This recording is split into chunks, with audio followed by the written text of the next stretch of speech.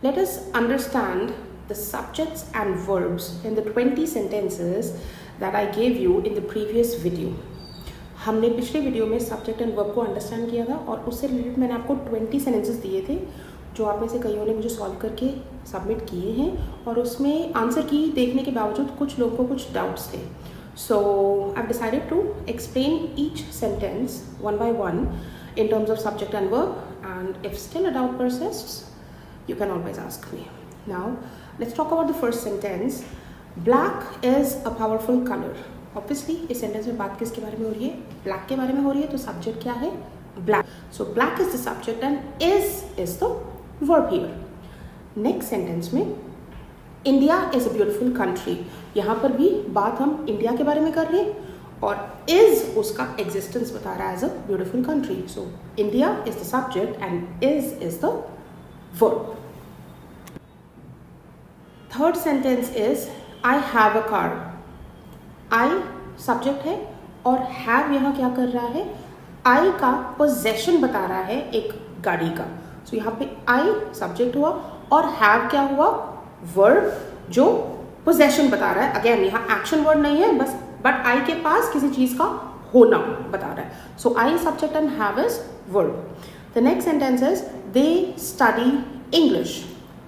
यहाँ पर दे सब्जेक्ट है और स्टडी क्या है? वर्ब है. Children love chocolates. अब इसमें बात किसके बारे में हो रही है? चिल्ड्रन के बारे में. और वो करते क्या है? लव करते हैं चॉकलेट्स को. सो सब्जेक्ट क्या है? चिल्ड्रन और वर्ब क्या है? लव. कई बार स्टूडेंट्स इसमें भी कंफ्यूज होते हैं कि शायद चॉकलेट्स के बारे में बात हो रही है. जब ऐसा कंफ्यूजन हो ना कि इसके या इसके बारे में बात हो रही है, वर्ब को एक बार देख लो. वर्ब तो पता है ना कि लव ही है, तो वो लव किसके बारे में बता रहा है? क्या चॉकलेट्स लव करते हैं कि चिल्ड्रन? चिल्ड्रन लव करते हैं, right? So in this sentence the subject is children and verb is love. The next sentence is the girls are singing songs. यहाँ पे subject क्या है? The girls. और action क्या कर रहे हैं? Singing. So helping verb are है, उसको आप action में include करेंगे तो भी गलत नहीं होगा. आप सिर्फ singing जो main action word है सिर्फ उसको भी अगर आप main verb मानेंगे तो भी गलत नहीं होगा. So girls or the girls is the subject. Are singing or singing alone is the verb. In the next sentence, boys are playing football. Again, boys क्या है? Subject है और playing या are playing verb है. इसमें अकेला are जो है इन दोनों sentences में वो गलत होगा because वो helping verb का काम कर रहे हैं. Main action क्या है? Playing या singing. So चाहे तो आप main action के साथ उसको include कर दो. With helping verb भी वो action ही है, नहीं तो main action जो singing और playing है वो आपके verbs होंगे. Okay? Next sentence is the boy standing next to you in a red shirt is my brother. अब इस सेंटेंस में मैक्सिमम स्टूडेंट्स की गलती रही है. सेंटेंस क्या था? The boy standing next to you in a red shirt is my brother. कईयों ने ब्रदर बोला है, कईयों ने स्टैंडिंग को वर्ब बोला है और बॉय को सब्जेक्ट कहा है. बॉय अकेला सब्जेक्ट नहीं है. मैंने क्या कहा था? आपको पिक्चराइज करना है जिसके बारे में बात हो रही है. इस सेंटेंस में सिर्फ बॉय के बारे में बात नहीं हो रही है. The boy standing next to you in a red shirt, वो हमारा मुद्दा है यहाँ पे. अब रूम में लेट अस से 7 to 8 बॉयज हैं. उसमें से रेड शर्ट में 5 या 6 हैं, उनमें से 3 या 4 स्टैंडिंग हैं. तो कैसे पता लगेगा मेरा भाई कौन है ना? तो one that is standing next to you may be here और हियर और, बट आपके जो नेक्स्ट है रेड शर्ट पहन के वो एक ही है. तो वो कौन हुआ? वो सब्जेक्ट है. सिर्फ बॉय सब्जेक्ट नहीं हो सकता. ओके? एंड ऑब्वियसली क्योंकि सिर्फ बॉय नहीं है, वो स्टैंडिंग भी सब्जेक्ट का पार्ट है जो हमने लास्ट टाइम ये भी डिस्कस किया था. उसको डिस्क्राइब करने के लिए यूज हो रहा है, तो वो वर्ब नहीं है. यहाँ पे वर्ब क्या है? Is. The boy standing next to you in a red shirt पूरा का पूरा सब्जेक्ट है. ये पूरा मुद्दा है जिसके बारे में बात कर रहे हैं. उसके बारे में इन्फॉर्मेशन क्या दे रहे हैं? Is my brother. तो इज उसका एग्जिस्टेंस बताता है as my brother. I hope it is clear. Let's go to the next sentence. The elections for Lok Sabha are over. यहाँ पर भी हम सिर्फ इलेक्शंस की बात नहीं कर रहे, which was a common mistake for most of you. The elections for Lok Sabha is the subject और ऑफकोर्स उसका स्टेटस बता रहा है ओवर का are. Verb is are. Okay? The next sentence is come here. अब इस सेंटेंस में सब्जेक्ट क्या होगा? कुछ ने कम किया है और कुछ ने कहा है हियर है. हियर वर्ब तो नहीं है डेफिनेटली, है ना, कुछ ने सीधा कम को सब्जेक्ट कह दिया और हियर को वर्ब कह दिया, या कुछ ने कम क्योंकि वर्ब है ऑब्वियस है तो हियर को सब्जेक्ट कह दिया, हियर तो नहीं आएगा, कम तो सब्जेक्ट हो ही नहीं सकता, है ना। तो इस तरह के सेंटेंसेस में हमारा सब्जेक्ट क्या होता है, यहाँ पे क्या किया जा रहा है, ऑर्डर दिया जा रहा है, come here, go there, sit, stand, do this, get me that, close that door. So इस तरह के सेंटेंसेस जहाँ हम किसी को ऑर्डर देते हैं, इसी तरह या रिक्वेस्ट भी करते हैं, जिनको हम इम्पेरेटिव सेंटेंसेस कहते हैं, हम ऑर्डर दे रहे हैं, कमांड दे रहे हैं, रिक्वेस्ट कर रहे हैं, उनको हम इम्पेरेटिव सेंटेंसेस कहते हैं, है ना। सो जब हम ये ऑर्डर या रिक्वेस्ट कर रहे हैं, कौन करेगा उस एक्शन को, जो हमें सुन रहा है वही करेगा ना। हमने कहा था सब्जेक्ट और वर्ब के बिना मीनिंगफुल सेंटेंस नहीं बन सकता, और यहाँ पर सेंटेंस का मतलब तो बन रहा है कम हियर, है ना, बट सब्जेक्ट है नहीं, तो ये मीनिंगफुल कैसे हुआ। जब हम ऑर्डर देते हैं या रिक्वेस्ट करते हैं, बाय डिफॉल्ट उस एक्शन को करेगा कौन, जो हमें सुन रहा है। थर्ड पर्सन तो आके करेगा नहीं, ऑब्वियसली फर्स्ट पर्सन भी नहीं कर रहा। जब फर्स्ट पर्सन ने ऑर्डर दिया, सेकंड पर्सन ने उसको करेगा ना, तो बाय डिफॉल्ट रिक्वेस्ट या ऑर्डर वाले सेंटेंसेस में सब्जेक्ट क्या हुआ, यू, अंडरस्टूड है वो। Okay, so whenever you see an imperative sentence making a request और giving an order, your sentence has an understood subject, you. The next sentence is God helps those who help themselves. यहाँ पे simple सा subject है God, action का doer कौन है, God, God के बारे में बात हो रही है, और वो क्या करते हैं, हेल्प करते हैं। बाकी सारा का सारा ऑब्जेक्ट है, किनकी हेल्प करते हैं, वो जो अपने आप की हेल्प करते हैं, है ना। तो यहाँ पे सब्जेक्ट क्या है, गॉड, और गॉड क्या करते हैं, तो वर्ब क्या हुआ, helps. Okay, next sentence is an old saint lives on top of that hill. यहाँ पे सब्जेक्ट क्या है, अगेन अगर डाउट है तो आप एक्शन देख सकते हो, लिविंग है, वो लिविंग कौन कर रहा है, an old saint, right? So subject is an old saint and verb is lives, the action that he does. Okay, अब नेक्स्ट सेंटेंस में on top of that hill lives an old saint, कुछ भी नहीं है, सिर्फ आगे और पीछे कर दिया सब्जेक्ट को, ठीक है, और बाकी पार्ट्स को क्या है। जब हम, कई बार ये क्वेश्चन आता है स्टूडेंट्स का, सेंटेंस बिगिनिंग में, सेंटेंस के बिगिनिंग में ही सब्जेक्ट होता है क्या। It's not always necessary to have a subject in the beginning. It could be there in other places as well, like in this sentence. On top of that hill lives an old saint. बस placement change कर दिया है, subject end में चला गया।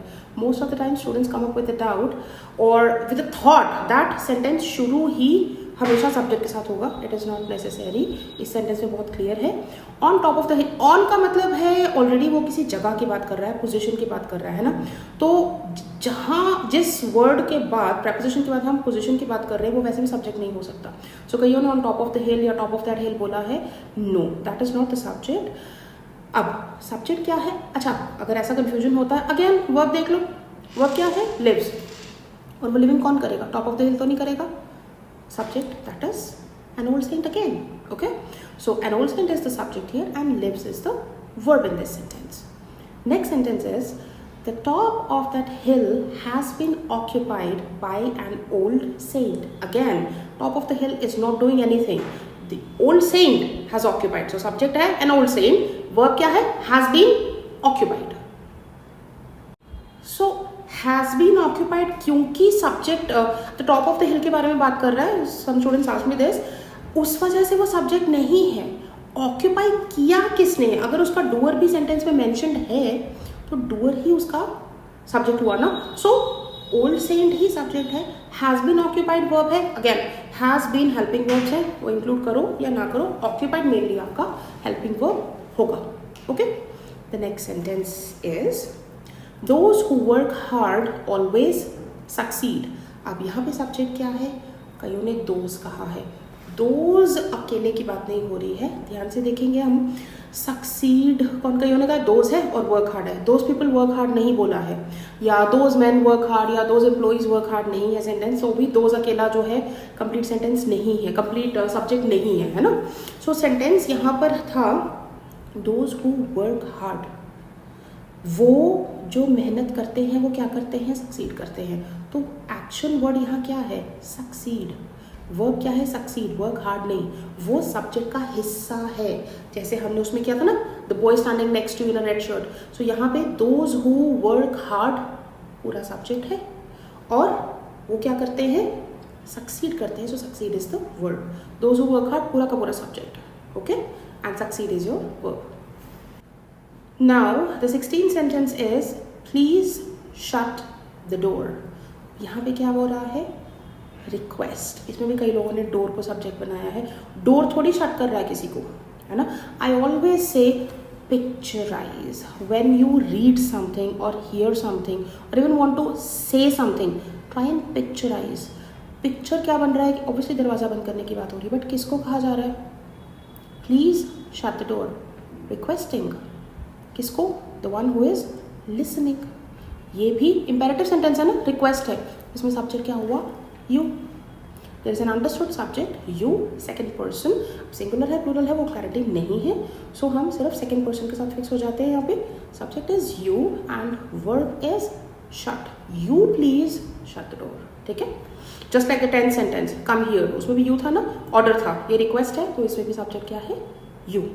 Next sentence is here comes the train. एक और sentence है जिसमें सब्जेक्ट सबसे आगे नहीं आया है। हियर कम्स द ट्रेन, तो ट्रेन यहाँ पर सब्जेक्ट है, क्योंकि कमिंग का एक्शन कौन कर रहा है? ट्रेन। सरप्राइजिंगली कईयों ने हियर को सब्जेक्ट कहा, here is nothing, here is actually मतलब सब्जेक्ट नहीं है, इट्स एन एडवर्ब जो बता रहा है time, place of the action, है ना, happening. So here comes the train, train is the subject and comes is your verb. Next sentence is trees are useful for us. इस sentence में subject क्या है? ट्रीज, और trees को describe कर रहा है वर्ड, उनका एग्जिस्टेंस एज यूजफुल आर, है ना। ट्रीज सब्जेक्ट है और आर वर्ब है। जैसे black is a powerful colour था, India is a beautiful country था, उनका एग्जिस्टेंस डिस्क्राइब कर रहा था ना, वैसे ही ट्रीज प्लूरल है, यहाँ पे आर आ गया, subject is trees and are is your verb. The next sentence is love is beautiful. Again यहाँ पे बात किसकी हो रही है? लव की, और इज उसका एग्जिस्टेंस बता रहा है as beautiful. So subject is love, is the verb. Next sentence is being updated with the latest information is the key to good teaching। यहाँ पे सेंटेंस में सब्जेक्ट क्या है? being updated with the latest। अब इसमें multiple answers आए हैं, information subject pick किया किसी ने being updated अकेला पिक किया है। बहुत रेयर केसेस में ये आंसर आता है करेक्ट वाला, which is being updated with the latest information। कईयों ने सिर्फ की किया, कईयों ने गुड टीचिंग को किया हुआ है। नो ना, again visualize being updated with the latest information, ये हमारा मुद्दा है, इसके बारे में बात हो रही है। ये ज़रूरी है, ये मुश्किल है, ये इंटरनेट के साथ बहुत ईजी है, वो बात की बात है। मुद्दा क्या है? Being updated with the latest information which is a subject, hence is the verb. Just like हमने the boy standing next to you की बात की थी, वहाँ पे मुद्दा सिर्फ बॉय नहीं था, तो यहाँ पे सिर्फ बीइंग अपडेटेड आपका सब्जेक्ट नहीं है, इन्फॉर्मेशन अकेला सब्जेक्ट नहीं, गुड टीचिंग तो है ही नहीं ना। बात क्या हो रही है? बीइंग अपडेटेड, होके रहना, वो पूरा का पूरा, जैसे हमने उस दिन बात की थी पिछले सेंटेंस में, the bond that Raj shares with his father. So यहाँ पे अपडेट होकर रहना मुद्दा है, ठीक है। Being updated with the latest information is your subject. Of course उसके बारे में इज डिस्क्रिप्शन दे रहा है कि वो चीज़ ही की है गुड टीचिंग के लिए, वो ज़रूरी है, वो होता है, वो नहीं हो पाता है, वो आसान है, व्हाटएवर जो भी इन्फॉर्मेशन है, इज बता रहा है कि उसका स्टेटस क्या है, वो है, it is the key, it is important, right, in case for good teaching वो चीज़ ज़रूरी है। तो subject is being updated with the latest information is your work. Now that I've shared the answers with you, this does not mark the end of this topic. This is actually the beginning. ये हमने सिर्फ 20 sentences समझे हैं, जो मैंने बिल्कुल इस conversation के बिगिनिंग में आपको कहा था। जैसे ही कोई बात शुरू होती है, चाहे हम वो पढ़ के समझना चाहते हैं, सुन के समझना चाहते हैं, या लिख के या बोल के बताना चाहते हैं, ये सबसे बेसिक चीज़ है। The right approach to understand the concept of subject and verb is every single day you need to take practice of at least 3 to 5 sentences। एक सेंटेंस आपने मिनिमम मिनिमम, बेयर मिनिमम, बिल्कुल time नहीं है तो भी एक sentence आपने pick किया, चाहे हिंदी का ही कोई सेंटेंस पिक कर लो। सब्जेक्ट वर्ब जैसे मैंने कहा था हर सेंटेंस में एग्जिस्ट करता है, किसी भी लैंग्वेज में है, मुद्दा जब तक नहीं बात क्या करोगे। सो चाहे हिंदी में ही जो बोला है, दिन में कितने सेंटेंसेस बनाते हैं हम, एक कंप्लीट सेंटेंस को पिक किया, उसमें सब्जेक्ट क्या है अंडरस्टैंड किया और उसके हिसाब से एक्शन वर्ड क्या है। बेटर अगर अखबार में से, किसी बुक में से, स्कूल स्टूडेंट्स के किसी बुक में से 1 या 2 या 5 सेंटेंसेस पिक कर लो, लिखना नहीं भी है जस्ट एक बार देख लो, वर्बली प्रैक्टिस कर लो। सब्जेक्ट ये है, ओके, इसका वर्ब ये होगा, है ना। और make exercises for yourself, 30 sentences per day, 10 sentences per day, 30 days इसको करके देखो, आपकी अंडरस्टैंडिंग बहुत ज़्यादा इंप्रूव हो जाएगी सेंटेंसेस की। That's my suggestion. Now that I've shared the answers with you, this does not mark the end of this topic. This is actually the beginning. ये हमने सिर्फ 20 सेंटेंसेस समझे, जो मैंने बिल्कुल इस कॉन्वर्सेशन के बिगिनिंग में आपको कहा था। जैसे ही कोई बात शुरू होती है, चाहे हम वो पढ़ के समझना चाहते हैं, सुन के समझना चाहते हैं, या लिख के या बोल के बताना चाहते हैं, ये सबसे बेसिक चीज़ है। The right approach to understand the concept of subject and verb is every single day you need to take practice of at least 3 to 5 sentences. एक सेंटेंस आपने मिनिमम बेयर मिनिमम, बिल्कुल टाइम नहीं है तो भी एक sentence आपने pick किया, चाहे हिंदी का ही कोई सेंटेंस पिक कर लो। सब्जेक्ट वर्ब जैसे मैंने कहा था हर सेंटेंस में एग्जिस्ट करता है, किसी भी लैंग्वेज में है, मुद्दा जब तक नहीं बात क्या करोगे। सो चाहे हिंदी में ही जो बोला है, दिन में कितने सेंटेंसेस बनाते हैं हम, एक कंप्लीट सेंटेंस को पिक किया, उसमें सब्जेक्ट क्या है अंडरस्टैंड किया और उसके हिसाब से एक्शन वर्ड क्या है। बेटर अगर अखबार में से, किसी बुक में से, स्कूल स्टूडेंट्स के किसी बुक में से 1 या 2 या 5 सेंटेंसेस पिक कर लो, लिखना नहीं भी है जस्ट एक बार देख लो, वर्बली प्रैक्टिस कर लो। सब्जेक्ट ये है, ओके, इसका वर्ब ये होगा, है ना। और make exercises for yourself, 30 sentences per day, 10 sentences per day, 30 days इसको करके देखो, आपकी अंडरस्टैंडिंग बहुत ज़्यादा इंप्रूव हो जाएगी सेंटेंसेस की। That's my suggestion. डेली कुछ सेंटेंसेस पिक करने की कोशिश की आपने, किसी भी बुक में से या कोई एक्सरसाइजेस सर्च कर लिए, है ना। वैसे ही कोई सेंटेंस बना दिया, कोई भी सिंपल सा सेंटेंस बना दिया और उसके अंदर सब्जेक्ट वर्ब पिक किया। In future I will come up with some exercises, ऐसे ही मैं कुछ सेंटेंसेस दिया करूंगी एंड उन्हीं का मैं भी आके डिस्कस करूंगी आपके साथ। सब्जेक्ट एंड वर्ब थोड़े से और डिफरेंट, थोड़े से कॉम्प्लेक्स सेंटेंसेस करेंगे, थोड़े डिफरेंटली स्ट्रक्चर्ड सेंटेंसेस करेंगे, है ना। जब टाइप चेंज होता है सेंटेंस का तब क्या चेंज होगा, बट उसके लिए बेसिक्स स्ट्रॉन्ग होने ज़रूरी है। So you on the basis of what we discuss today, उस तरह उसके बेसिस पे थोड़े से और सेंटेंसेस खुद से पिक करके, सोर्सेस बहुत सारे हैं, there are unlimited sources for English sentences.